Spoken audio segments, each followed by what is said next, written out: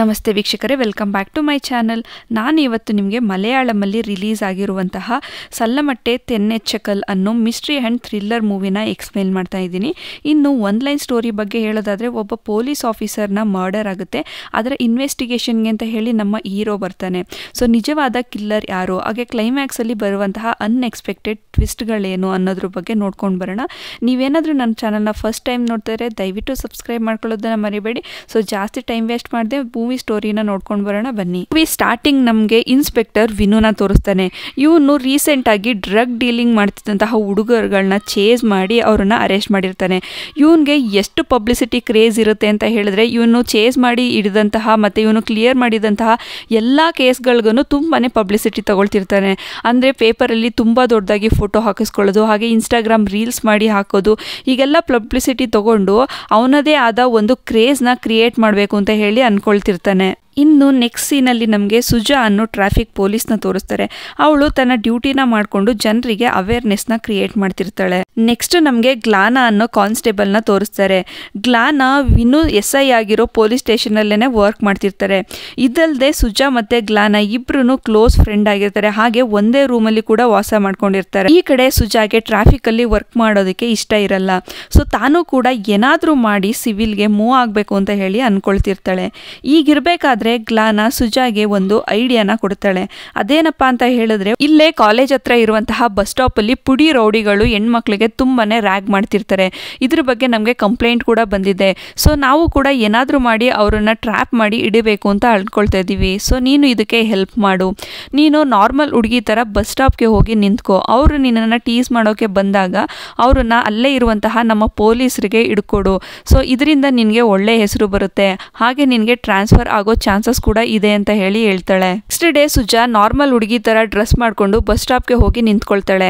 Evening ತನಕ weight ಮಾಡಿದ್ರು ಕೂಡ ಯಾರು ಬಂದು ಅಲ್ಲಿ ರ್ಯಾಗ್ ಮಾಡ್ತಿರಲ್ಲ. ಸೊ ಈ ಪ್ಲಾನ್ ಇವಾಗ ಯಾಕೋ ಫ್ಲಾಪ್ ಆಯ್ತು ಅಂತ ಹೇಳ್ಕೊಂಡು ಇನ್ನೇನೋ ಮನೆಗೆ ಹೋಗ್ಬೇಕು ಅಂತ ಹೇಳಿ ಅನ್ಕೊಳ್ತಿರ್ತಾರೆ.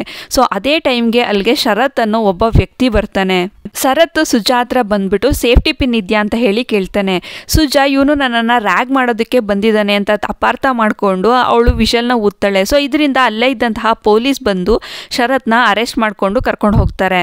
ನೆಕ್ಸ್ಟ್ ಡೇ ಮಾರ್ನಿಂಗ್ ಸುಜಾ ಅವಳು ಡ್ಯೂಟಿನ ಮಾಡಬೇಕಾದ್ರೆ ಅಲ್ಲಿಗೆ ಶರತ್ ಬರ್ತಾನೆ. ಅವಳನ್ನೇ ತಿನ್ನೋ ಥರ ನೋಡ್ತಿರ್ತಾನೆ. ಅವಳಿಗೆ ತುಂಬಾ ಮುಜುಗರ ಉಂಟು ಮಾಡಬೇಕು ಆ ಥರ ಅವಳನ್ನೇ ನೋಡ್ತಾ ನಿಂತಿರ್ತಾನೆ. ಇದನ್ನೆಲ್ಲ ಸುಜಾ ಅಬ್ಸರ್ವ್ ಮಾಡಿಬಿಟ್ಟು ಅವನ ಹತ್ರ ಹೋಗಿ ಕೇಳ್ತಾಳೆ, ನೆನ್ನೆ ನಡೆದಿದ್ದು ಸಾಕಾಗಿಲ್ವಾ, ಮತ್ತೆ ನಿನ್ನನ್ನು ಅರೆಸ್ಟ್ ಮಾಡಿಸ್ಬೇಕಾ ಅಂತ ಹೇಳಿ ಕೇಳ್ತಾಳೆ. ಅದಕ್ಕೆ ಅವನು ಒಂದು ವಿಡಿಯೋನ ತೋರಿಸ್ಬಿಟ್ಟು, ನಾನು ಏನೂ ಮಾಡಿಲ್ಲ ಆದರೆ ನನ್ನನ್ನು ಅರೆಸ್ಟ್ ಮಾಡಿದ್ಯಾ, ನನಗೆ ಸಾರಿ ಕೇಳಲೇಬೇಕು ಅಂತ ಹೇಳಿ ಹೇಳ್ತಾನೆ. ಆದರೆ ಸುಜಾ ಅದಕ್ಕೆ ಒಪ್ಕೊಳ್ಳೋದಿಲ್ಲ. ನೀನು ಏನಾದರೂ ಮಾಡ್ಕೊ ಅಂತ ಹೇಳಿ ಅಲ್ಲಿಂದ ಹೊರಟು ಅವಳ ಪಾಡಿಗಳು ಮತ್ತೆ ಡ್ಯೂಟಿನ ಶುರು ಮಾಡ್ತಾಳೆ. ಹೀಗಿರ್ಬೇಕಾದ್ರೆ ಶರತ್ತು ತುಂಬಾನೇ ಲಕ್ಸುರಿ ಆಗಿರುವಂತಹ ಕಾರ್ಗಳಲ್ಲಿ ಓಡಾಡ್ತಿರೋದನ್ನ ಸುಜಾ ನೋಡ್ತಾಳೆ. ಇಷ್ಟು ಶ್ರೀಮಂತ ಆಗಿರೋ ಇವನು ಬಸ್ ಸ್ಟಾಪ್ ಅಲ್ಲಿ ಬಂದು ಹುಡುಗಿರ್ನ ರೇಗಿಸ್ತಾನ, ನಾನೇ ಇವನನ್ನ ತಪ್ಪು ತಿಳ್ಕೊಂಡ ಅಂತ ಹೇಳಿ ಯೋಚನೆ ಮಾಡ್ತಿರ್ತಾಳೆ. ಹೀಗಿರ್ಬೇಕಾದ್ರೆ ಕಮಿಷನರ್ ಕೂಡ ಅವನ ಕಾರಿಂದ ಇಳಿಯೋದನ್ನ ನೋಡ್ಬಿಟ್ಟು ಅವನ ಹತ್ರ ಹೋಗಿ ರಿಕ್ವೆಸ್ಟ್ ಮಾಡ್ಕೊಳ್ತಾಳೆ, ನನ್ನಿಂದ ತಪ್ಪಾಗಿದೆ, ದಯವಿಟ್ಟು ಕಮಿಷನರ್ ಹತ್ರ ಈ ವಿಚಾರನ ಹೇಳ್ಬಿಡ, ಸೊ ನನ್ನ ಟ್ರಾನ್ಸ್ಫರ್ಗೆ ಪ್ರಾಬ್ಲಮ್ ಆಗುತ್ತೆ ಅಂತ ಹೇಳಿ ಹೇಳ್ತಾಳೆ.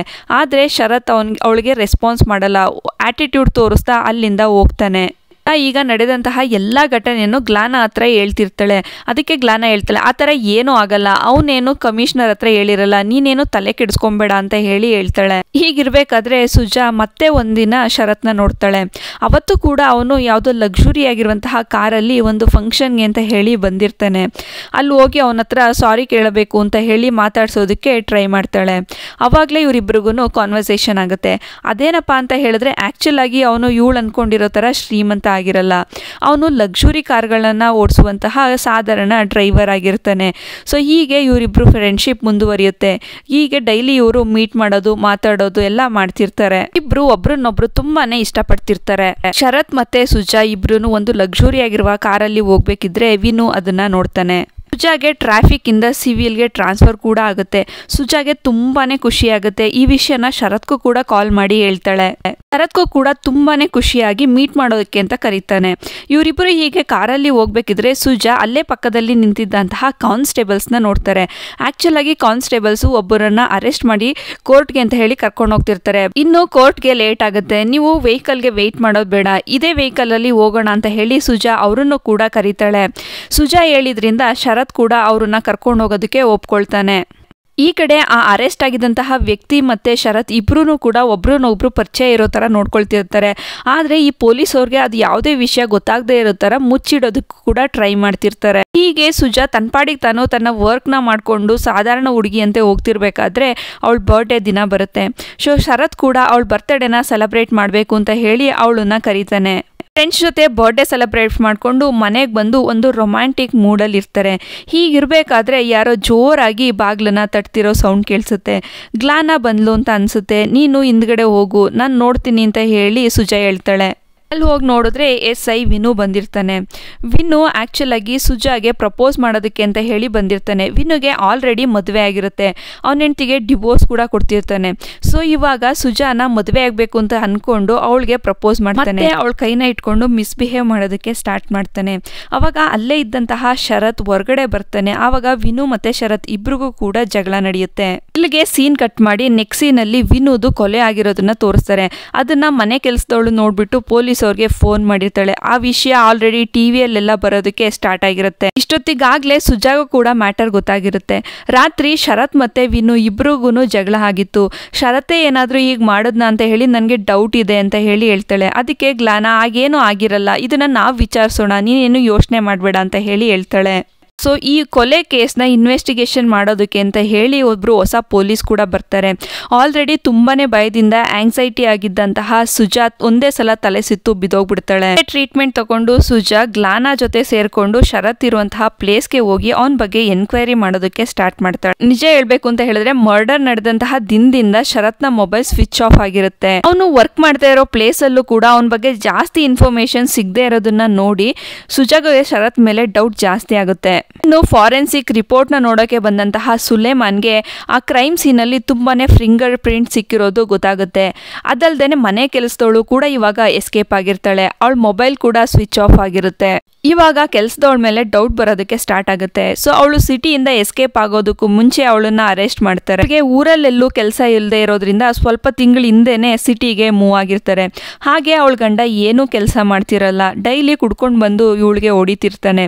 ಹೀಗಿರ್ಬೇಕಾದ್ರೆ ವಿನು ಅವ್ರ ಮನೆಯಲ್ಲಿ ಕೆಲಸ ಸಿಗುತ್ತೆ. ಕೆಲ್ಸಕ್ಕೆ ಜಾಯ್ನ್ ಆಗಿ ಸ್ವಲ್ಪ ದಿನ ಆದ್ಮೇಲೆನೆ ಅವಳಿಗೆ ಮತ್ತೆ ಇನ್ಸ್ಪೆಕ್ಟರ್ ಇಬ್ರಿಗೂನು ಅಫೇರ್ ಸ್ಟಾರ್ಟ್ ಆಯ್ತು ಅಂತ ಹೇಳಿ ಹೇಳ್ತಾಳೆ. ಹಾಗೆ ಇನ್ಸ್ಪೆಕ್ಟರ್ ನನ್ನನ್ನ ಮದುವೆ ಆಗ್ತೀನಿ ಅಂತ ಕೂಡ ಹೇಳಿದ್ರು. ಈ ವಿಷಯ ಎಲ್ಲ ನನ್ನ ಗಂಡಂಗೆ ಗೊತ್ತಾಗಿದ್ ನೆಕ್ಸ್ಟ್ ಡೇನೆ ಇನ್ಸ್ಪೆಕ್ಟರ್ ಸತ್ತೋಗಿದ್ರು. ಇದರಿಂದ ನನಗೆ ತುಂಬಾನೇ ಭಯ ಆಯ್ತು. ಅದಲ್ಲದೆ ಡೆಡ್ ಬಾಡಿ ಪಕ್ಕ ನನ್ನ ಗಂಡನ ಚಾಕು ಕೂಡ ಇತ್ತು. ಸೊ ನನ್ನ ಗಂಡ ಇದರಲ್ಲಿ ಸಿಗಾಕೊಂಬಾರ್ದು ಅಂತ ಹೇಳಿ ಅದನ್ನ ಎತ್ಕೊಂಡು ನಾನು ಊರ್ ಬಿಟ್ಟು ಹೋಗ್ತಿದ್ದೆ ಅಂತ ಹೇಳಿ ಹೇಳ್ತಾಳೆ. ಅಸ್ಲಿಗೆ ಈ ಮನೆ ಕೆಲಸದವಳ ಗಂಡ ಬೇರೆ ಯಾರೂ ಅಲ್ಲ. ಸ್ವಲ್ಪ ದಿನದ ಹಿಂದೆ ಸುಜಾ ಮತ್ತೆ ಶರತ್ ಇಬ್ರು ಕೂಡ ಕೋರ್ಟ್ಗೆ ಡ್ರಾಪ್ ಮಾಡಿದ್ದಂತಹ ಅದೇ ಕೈದಿ ಇವಳ ಗಂಡ ಆಗಿರ್ತಾನೆ. ಇನ್ನು ವಿನು ಡೆಡ್ ಬಾಡಿ ಮೇಲೆ ಯಾವುದೇ ಚಾಕುವಿನಿಂದ ಚುತ್ತಿದಂತಹ ಮಾರ್ಕ್ ಕೂಡ ಇರೋದಿಲ್ಲ. ಸೊ ಇದರಿಂದ ಮನೆ ಕೆಲಸದವಳು ಕೊಟ್ಟಿದ್ದಂತಹ ಸ್ಟೇಟ್ಮೆಂಟು ಯಾವುದು ಕೂಡ ಕೋರ್ಟಲ್ಲಿ ನಿಲ್ಲೋದಿಲ್ಲ ಅಂತ ಹೇಳ್ಬಿಟ್ಟು ಸುಲೇಮಾನ್ ತನ್ನ ಇನ್ಕ್ವೈರಿನ ಬೇರೆ ರೂಟಿಂದ ಸ್ಟಾರ್ಟ್ ಮಾಡ್ತಾನೆ. ಈ ಲಕ್ಸುರಿ ಕಾರ್ಗಳನ್ನ ರೆಂಟ್ಗೆ ಕೊಡುವಂತಹ ಒಂದು ಓನರ್ನ ಮೀಟ್ ಮಾಡ್ತಾನೆ. ಅವಾಗ ಓನರ್ ಹೇಳ್ತಾರೆ, ನಮಗೂ ವಿನುಗೂ ಯಾವುದೇ ಸಂಬಂಧ ಇಲ್ಲ, ಅವ್ರಿಗೆ ಕಾರ್ ಬೇಕಾಗಿದ್ದಾಗ ನಮ್ಮ ಹತ್ರದಿಂದ ರೆಂಟ್ಗೆ ತಗೊಳ್ತಿದ್ರು ಅಷ್ಟೇ ಅಂತ ಹೇಳಿ ಹೇಳ್ತಾರೆ. ಇನ್ನು ಎಷ್ಟೇ ಇನ್ವೆಸ್ಟಿಗೇಷನ್ ಮಾಡಿದ್ರು ಕ್ಲೂ ಸಿಗದೆ ಇರೋದ್ರಿಂದ ಸುಲೇಮಾನ್ ತುಂಬಾನೇ ಡಿಸಪಾಯಿಂಟ್ ಆಗಿರ್ತಾನೆ. ಇನ್ನು ಕಮಿಷನರ್ ಮೀಟಿಂಗ್ ಕರೆದು ಒಬ್ಬ ಇನ್ಸ್ಪೆಕ್ಟರ್ ಕೊಲೆ ಆಗಿ 1 ವಾರ ಆಗಿದೆ, ಇನ್ನೂ ಕೂಡ ನೀವು ಕೊಲೆಗಾರನ ಹಿಡ್ದಿಲ್ಲ ಅಂತ ಹೇಳಿ ಮೀಡಿಯಾ ಮತ್ತು ಜನಗಳೆಲ್ಲ ಆಡ್ಕೊಳ್ತಿರ್ತಾರೆ. ಇನ್ನು 3 ದಿನದಲ್ಲಿ ಈ ಕೇಸ್ನ ಸಾಲ್ವ್ ಮಾಡಬೇಕು ಅಂತ ಹೇಳಿ ವಾರ್ನ್ ಮಾಡಿ ಅಲ್ಲಿಂದ ಹೋಗ್ತಾರೆ. ಇನ್ನು ನೆಕ್ಸ್ಟ್ ಸೀನಲ್ಲಿ ಮನೆ ಕೆಲಸದವಳನ್ನ ರಿಲೀಸ್ ಮಾಡ್ಬಿಟ್ಟು ಸುಲೇಮಾನ್ ನಾವ್ ಯಾವಾಗ ಕರೆದ್ರು ನೀನು ಪೊಲೀಸ್ ಸ್ಟೇಷನ್ಗೆ ಬರಬೇಕು ಅಂತ ಹೇಳಿ ಕಳಿಸ್ತಾನೆ. ಅಂತ ಹೇಳಿ ಮನೆಗೆ ಹೋದಂತಹ ಮನೆ ಕೆಲಸದವಳ ಮೇಲೆ ಅವಳ ಗಂಡನೇ ಅಟ್ಯಾಕ್ ಮಾಡಿ ಸಾಯಿಸೋದಕ್ಕೆ ಅಂತ ಹೇಳಿ ಬರ್ತಾನೆ. ಅದೇ ಟೈಮ್ಗೆ ಅಲ್ಲಿದ್ದಂತಹ ಪೊಲೀಸ್ ಅವರು ಅವಳನ್ನ ಬಂದು ಅರೆಸ್ಟ್ ಮಾಡ್ತಾರೆ. ಸೊ ಆಕ್ಚುಲ್ ಆಗಿ ಸುಲೇಮಾನ್ ಅವಳ ಗಂಡನ್ನ ಅರೆಸ್ಟ್ ಮಾಡೋದಕ್ಕೆ ಅಂತ ಹೇಳಿ ಮನೆ ಕೆಲಸದವಳನ್ನ ಬಿಟ್ಟು ಕಳಿಸಿರ್ತಾನೆ. ಇನ್ನು ಸುಲೇಮಾನ್ ಅವನ್ಗೆ ಚೆನ್ನಾಗಿ ಹೊಡೆದು ಎನ್ಕ್ವೈರಿ ಸ್ಟಾರ್ಟ್ ಮಾಡಿದಾಗ ಗೊತ್ತಾಗೋದೇನು ಅಂತ ಹೇಳಿದ್ರೆ ಅವನು ಕೊಲೆ ಮಾಡಿಲ್ಲ. ಅವನು ವಿನು ಮನೆಗೆ ಹೋಗೋಕ್ಕೂ ಮುಂಚೆನೆ ಅವನು ಕೊಲೆ ಆಗಿರುತ್ತೆ. ಅವನು ಯಾವುದೋ ಒಂದು ಸರಾನ ಕದ್ಬಿಟ್ಟು ಅವನ ಹೆಂಡತಿಗೆ ಕೊಟ್ಟಿರ್ತಾನೆ. ಅವಳು ಅದನ್ನ ವಿನು ಅವ್ರ ಮನೆಯಲ್ಲಿ ಬಚ್ಚಿಟ್ಟಿದ್ರಿಂದ ಅದನ್ನ ಎತ್ಕೊಳ್ಳೋದಕ್ಕೆ ಅಂತ ಹೇಳಿ ವಿನು ಅವ್ರ ಮನೆಗೆ ಹೋಗಿರ್ತಾನೆ. ಅಷ್ಟೊತ್ತಿಗಾಗ್ಲೇ ವಿನು ಕೊಲೆ ಆಗಿರುತ್ತೆ ಅಂತ ಹೇಳಿ ಸ್ಟೇಟ್ಮೆಂಟ್ನ ಕೊಡ್ತಾನೆ. ಇದನ್ನೆಲ್ಲ ಕೇಳಿಸ್ಕೊಂಡು ಸುಲೇಮಾನ್ ಇವಾಗ್ಲೂ ಕೂಡ ಯಾವುದೋ ಕ್ಲೂ ಸಿಕ್ತಿಲ್ಲ ಅಂತ ಹೇಳಿ ತುಂಬಾನೇ ಟೆನ್ಷನ್ ಮಾಡ್ಕೊಂಡಿರ್ತಾನೆ. ಈ ಕಡೆ ಸುಜಾ ಶರತ್ ಆಫೀಸಲ್ಲಿ ಅವನ ಫ್ರೆಂಡ್ ನಂಬರ್ ತಗೊಂಡು ತುಂಬಾನೇ ಕಾಲ್ ಮಾಡ್ತಿರ್ತಾಳೆ. ಆದ್ರೆ ಅವನ ಫ್ರೆಂಡ್ ಕಾಲ್ನ ಪಿಕ್ ಮಾಡಲ್ಲ. ಮತ್ತೆ ಒಂದು ವಾಯ್ಸ್ ಮೆಸೇಜ್ ಕೂಡ ಕಳಿಸ್ತಾಳೆ. ಅವನ ಫ್ರೆಂಡ್ ಆ ವಾಯ್ಸ್ ಮೆಸೇಜ್ನ ಶರತ್ಗೆ ಫಾರ್ವರ್ಡ್ ಮಾಡಿದ್ಮೇಲೆ ಶರತ್ಗೆ ಗೊತ್ತಾಗುತ್ತೆ ಸುಜಾ ನನ್ನ ಬಗ್ಗೆ ತುಂಬಾನೇ ಟೆನ್ಷನ್ ಮಾಡ್ಕೊಂಡಿದ್ದಾಳೆ ಅಂತ ಹೇಳ್ಬಿಟ್ಟು. ಸೊ ಅದಕ್ಕೆ ನೆಕ್ಸ್ಟ್ ಡೇ ಮಾರ್ನಿಂಗು ಸುಜಾನ ಮೀಟ್ ಮಾಡೋದಕ್ಕೆ ಅಂತ ಹೇಳಿ ಬರ್ತಾನೆ. ಆಗ ಸುಜಾ ಫೋನ್ ಏನಕ್ಕೆ ಸ್ವಿಚ್ ಆಫ್ ಮಾಡಿದ್ಯಾ, ಇಷ್ಟು ದಿನ ಎಲ್ಲೋಗಿದೆ ಅಂತ ಹೇಳಿ ಕೇಳ್ತಾಳೆ. ಆಗ ಶರತ್ ವಿನು ಬರ್ಡರ್ ಬಗ್ಗೆ ಹೇಳೋದಕ್ಕೆ ಸ್ಟಾರ್ಟ್ ಮಾಡ್ತಾನೆ. ಇವತ್ ನೈಟ್ ಜಗಳ ಆಗ್ಬೇಕಾದ್ರೆ ವಿನು ಅವನ ಡ್ರೈವಿಂಗ್ ಲೈಸೆನ್ಸ್ ನ ಎತ್ಕೊಂಡಿರೋದಾಗಿ ಮತ್ತೆ ಆ ಡ್ರೈವಿಂಗ್ ಲೈಸೆನ್ಸ್ ತುಂಬಾನೇ ಅವಶ್ಯಕತೆ ಇರೋದ್ರಿಂದ ಅದನ್ನ ತಗೊಂಬರಕ್ಕೆ ಅಂತ ಹೇಳಿ ಅವನ ಮನೆಗೆ ಹೋಗಿದ್ದಾಗಿ, ಅಲ್ಲಿ ಹೋಗಿ ನೋಡಿದ್ರೆ ವಿನು ಆಲ್ರೆಡಿ ಸತ್ತೋಗಿದ್ದ ಅಂತ ಹೇಳಿ ಹೇಳ್ತಾನೆ. ಅದನ್ನ ನೋಡಿ ತುಂಬಾನೇ ಭಯ ಆಯ್ತು. ಅದಕ್ಕೋಸ್ಕರ ಅಂತ ಹೇಳಿ ನಾನು ಅಂಡರ್ ಗ್ರೌಂಡ್ ಹೋಗಿದ್ದೆ ಅಂತ ಹೇಳಿ ಹೇಳ್ತಾನೆ. ಈ ಕಡೆ ಸುಲೇಮಾನ್ ವಿನು ಇನ್ವೆಸ್ಟಿಗೇಷನ್ ಮಾಡಿರುವಂತಹ ಹಳೆ ಕೇಸ್ಗಳನ್ನೆಲ್ಲ ಅಷ್ಟು ನೋಡ್ತಿರ್ತಾನೆ. ಅವಾಗಲೇ ಅವನಿಗೆ ಶರತ್ ಬಗ್ಗೆ ಗೊತ್ತಾಗುತ್ತೆ. ಇವನು ಕೂಡ ಒಂದು ಡ್ರಗ್ಸ್ ಕೇಸಲ್ಲಿ ವಿನುಗೆ ಸಿಗಾಕೊಂಡಿರ್ತಾನೆ. ಸೊ ಹಾಗಾಗಿ ಶರತ್ನ ಹೇಗಾದ್ರೂ ಹಿಡಿಬೇಕು ಅಂತ ಹೇಳಿ ಒಂದು ಟೀಮ್ನ ಫಾರ್ಮ್ ಮಾಡಿರ್ತಾನೆ. ಇನ್ಸ್ಪೆಕ್ಟರ್ ಕೊಲೆ ಕೇಸ್ಗೂ ಶರತ್ಗೂ ಯಾವುದೇ ಸಂಬಂಧ ಇಲ್ಲ. ಆದ್ರೆ ಇವನ್ ಮೇಲೆ ಡ್ರಗ್ಸ್ ಕೇಸ್ ಇರೋದ್ರಿಂದ ಈ ಕೇಸ್ಗೂ ಕೂಡ ಫಿಟ್ ಮಾಡೋ ಚಾನ್ಸಸ್ ಇದೆ. ಸೊ ಅದಕ್ಕೆ ಇವನ್ಗೆ ನೀನೇ ಹೆಲ್ಪ್ ಮಾಡಬೇಕು, ಇವನನ್ನ ಎಲ್ಲಾದ್ರೂ ಬಚ್ಚಿಡೋದಕ್ಕೆ ಹೆಲ್ಪ್ ಮಾಡು ಅಂತ ಹೇಳಿ ಗ್ಲಾನಾ ಹತ್ರ ಕೇಳ್ತಾಳೆ. ಗ್ಲಾನಾ ಶರತ್ನ ಪೊಲೀಸ್ ಸ್ಟೇಷನ್ ಅಲ್ಲಿರುವಂತಹ ಡ್ರೆಸ್ಸಿಂಗ್ ರೂಮ್ ಅಲ್ಲಿ ಬಚ್ಚಿಟ್ಟಿರ್ತಾಳೆ. ಹೀಗೆ ಡೈಲಿ ಸುಜಾ ಬಂದು ಅವಳನ್ನ ಮೀಟ್ ಮಾಡ್ಕೊಂಡು ಹೋಗ್ತಿರ್ತಾಳೆ. ಈ ಕಡೆ ಸುಲೇಮಾನ್ ಶರತ್ಗೋಸ್ಕರ ಎಲ್ಲಂದ್ರಲ್ಲಿ ಹುಡುಕ್ತಿರ್ತಾನೆ. ಆದ್ರೆ ಶರತ್ ಬಗ್ಗೆ ಇವನ್ಗೆ ಯಾವುದೇ ಕ್ಲೂ ಸಿಕ್ಕಿರಲ್ಲ. ಈ ಕಡೆ ಸುಲೇಮಾನ್ಗೆ ಸುಜಾ ಮೇಲೆ ಕೂಡ ಡೌಟ್ ಬರೋದಕ್ಕೆ ಸ್ಟಾರ್ಟ್ ಆಗಿರುತ್ತೆ. ಸೊ ಇದನ್ನ ಶರತ್ ಹತ್ರ ಹೇಳ್ಬೇಕು ಅಂತ ಹೋಗಿ ಡ್ರೆಸ್ಸಿಂಗ್ ರೂಮ್ ಅಲ್ಲಿ ನೋಡಿದ್ರೆ ಅಲ್ಲಿ ಸುಲೇಮಾನ್ ಇರ್ತಾನೆ. ಅಂದ್ರೆ ಸುಲೇಮಾನ್ ಶರತ್ನ ಕಂಡಿಡ್ದಿರ್ತಾನೆ. ಇನ್ನು ಸುಲೇಮಾನ್ ಸುಜಾನ ಶರತ್ ಹತ್ರ ಕರ್ಕೊಂಡು ಹೋಗ್ಬಿಟ್ಟು ಒಂದು ವಿಡಿಯೋನ ತೋರಿಸ್ತಾನೆ. ಆ ವಿಡಿಯೋದಲ್ಲಿ ಸುಜಾ ತನ್ನ ಶರ್ಟ್ ನ ಬಿಚ್ಬಿಟ್ಟು ಡ್ಯಾನ್ಸ್ ಮಾಡ್ತಿರ್ತಾಳೆ. ಇದರಿಂದಾನೇ ನೀನು ವಿನುನ ಸಾಯಿಸಿದ್ಯಾ, ನಿನ್ಗೆ ವಿನುನೇ ಟ್ರಾನ್ಸ್ಫರ್ನ ಕೊಡ್ಸಿರ್ತಾನೆ, ನೀನು ಕೊಡಕ್ ಆಗದೆ ಇರೋಂತ ಏನೋ ಒಂದನ್ನ ಅವನು ಕೇಳಿರ್ತಾನೆ, ಅದಕ್ಕೋಸ್ಕರನೇ ನೀನು ವಿನುನ ಸಾಯಿಸಿದ್ಯಾ ಅಂತ ಹೇಳಿ ಹೇಳ್ತಾನೆ. ಇದಲ್ಲದೆ ಆ ಮರ್ಡರ್ ನಡೆಯೋಕ್ಕೂ ಮುಂಚೆ ವಿನು ಬಾಡಿಯಲ್ಲಿ ಡುಪಮೈನ್ ಅನ್ನೋ ಹಾರ್ಮೋನ್ ರಿಲೀಸ್ ಆಗಿರೋದು ಪೋಸ್ಟ್ ಮಾರ್ಟಮ್ ಅಲ್ಲಿ ಗೊತ್ತಾಗಿದೆ. ಯಾರ ಹತ್ತಿರ ಆದ್ರೂ ಇಂಟಿಮೇಟ್ ಆಗೋಕ್ಕೂ ಮುಂಚೆ ಈ ಹಾರ್ಮೋನ್ ರಿಲೀಸ್ ಆಗುತ್ತೆ. ಸೊ ಹಾಗಾದ್ರೆ ಅವಾಗ ಅವನ ಜೊತೆ ಇದ್ದದ್ದು ನೀನು. ಅದಲ್ಲದೆ ಕ್ರೈಮ್ ಸ್ಪಾಟ್ ಅಲ್ಲಿ ಒಂದು ರಿಂಗ್ ಕೂಡ ಸಿಕ್ಕಿದೆ ಅಂತ ಹೇಳಿ ಹೇಳ್ತಾರೆ. ಇದೆಲ್ಲ ಕೇಳಿಸ್ಕೊಂಡು ಸುಜಾ ಇಲ್ಲಿ ಏನ್ ನಡೀತಿದೆ ಅಂತ ಹೇಳಿ ಅರ್ಥ ಆಗದೆ ಅಳ್ತಿರ್ತಾಳೆ. ಇನ್ನು ಸುಲೇಮಾನ್ ಗ್ಲಾನಾ ಹತ್ರ ಲಾಟಿನ ಬಿಸಾಕಿ ಇವಳೇನು ಹೇಳ್ತಿಲ್ಲ, ನೀನೇ ಹೊಡೆದು ಇವಳಿಗೆ ಹೇಳು ಅಂತ ಹೇಳಿ ಕೇಳ್ತಾನೆ.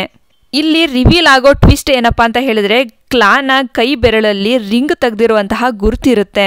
ಆ ಕ್ರೈಮ್ ಸ್ಪಾಟ್ ಅಲ್ಲಿ ಸಿಕ್ಕಿರುವಂತಹ ರಿಂಗ್ ಬೇರೆ ಯಾರ್ದು ಅಲ್ಲ, ಗ್ಲಾನಾದೇ ಆಗಿರುತ್ತೆ. ಆಗ ಗ್ಲಾನಾ ನಡೆದಿದ್ದನ್ನೆಲ್ಲ ಸುಲೇಮಾನ್ಗೆ ಹೇಳ್ತಾಳೆ. ಗ್ಲಾನಾ ಮತ್ತೆ ಇನ್ಸ್ಪೆಕ್ಟರ್ ಇಬ್ರು ಪ್ರೀತಿಸ್ತಾ ಇದ್ರು. ಹಾಗೆ ಗ್ಲಾನಾನ ಮದುವೆ ಆಗ್ತೀನಿ ಅಂತ ಹೇಳಿ ಕೂಡ ಪ್ರಾಮಿಸ್ ಮಾಡಿದ್ರು. ಹೀಗೆ ಒಂದಿನ ಮನೆಯಲ್ಲಿ ಸುಜಾ ಡ್ಯಾನ್ಸ್ ಮಾಡ್ತಿರೋದನ್ನ ಅಲ್ಲೇ ಕದ್ದು ವಿನು ರೆಕಾರ್ಡ್ ಮಾಡ್ಕೊಂಡಿದ್ರು. ಇದೆಲ್ಲ ಆದ ಸ್ವಲ್ಪ ದಿನಕ್ಕೆ ನಾನು ಪ್ರೆಗ್ನೆಂಟ್ ಅಂತ ಗೊತ್ತಾಯ್ತು. ಆದ್ರೆ ವಿನು ಅದಕ್ಕೆ ಒಪ್ಕೊಳ್ಳಿಲ್ಲ. ನನ್ಗೆ ತುಂಬಾನೇ ಫೋರ್ಸ್ ಮಾಡಿ ಅಬಾರ್ಷನ್ ಮಾಡಿಸ್ಬಿಟ್ಟ. ಸದ್ಯದಲ್ಲೇ ಮದುವೆ ಆಗೋಣ ಅಂತ ಕೂಡ ಕನ್ವಿನ್ಸ್ ಮಾಡಿದ್ದ. ಆದ್ರೆ ಸುಜಾ ಬರ್ಡೇ ದಿನ ಅವಳಿಗೆ ಬಂದು ಪ್ರಪೋಸ್ ಮಾಡಿ ಮದುವೆ ಆಗೋದಕ್ಕೆ ಕೇಳ್ತಿದ್ದನ್ನ ನಾನು ನೋಡಿದೆ.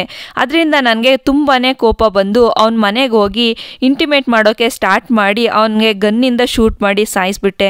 ಹಾಗೆ ಆ ಕ್ರೈಮ್ ಸೀನಲ್ಲಿ ಯಾವುದೇ ಕ್ಲೂ ಸಿಗದೆ ಇರೋ ಥರ ಎಲ್ಲನೂ ಒರೆಸ್ಬಿಟ್ಟೆ ಅಂತ ಹೇಳಿ ಹೇಳ್ತಾಳೆ. ಇದರಲ್ಲಿ ಯಾರನ್ನೂ ಸಿಗಾಕಿಸ್ಬೇಕು ಅಂತ ಹೇಳಿ ಅನ್ಕೊಂಡಿರ್ಲಿಲ್ಲ.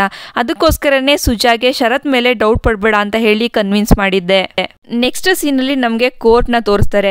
ಕೋರ್ಟಲ್ಲಿ ಸುಲೇಮಾನ್ ವಿನು ಸೂಸೈಡ್ ಮಾಡ್ಕೊಂಡಿದ್ದಾನೆ. ಅವನು ಹಿಡಿದಿದ್ದಂತಹ ಡ್ರಗ್ಸ್ ಕೇಸಲ್ಲಿ ಸ್ವಲ್ಪ ಡ್ರಗ್ಸ್ನ ಇವನು ತೆಗೆದು ಇಟ್ಕೊಂಡಿದ್ದ.